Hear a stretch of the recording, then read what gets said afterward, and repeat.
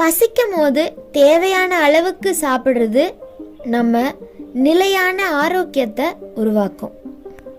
பசியோட அளவை விட அதிகமாக சாப்பிட்றது நம்மளோட உடல்ல கழிவுகள் தேங்கிறதுக்கு வழிவகுக்கும். இதே பழக்கம் தொடரும் போது அது நம்மளோட பாடியில ப்ராப்ளம்ஸா ஸ்டார்ட் ஆகிரும்.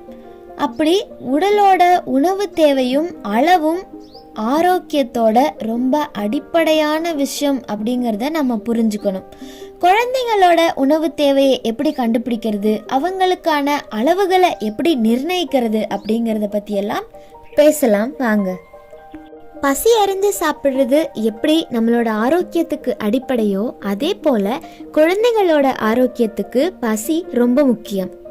உணவு ஒரு அளவுக்கு மீறி போகிறது தான் குழந்தைகளுக்கு நோய் ஏற்பட முக்கியமான காரணம்.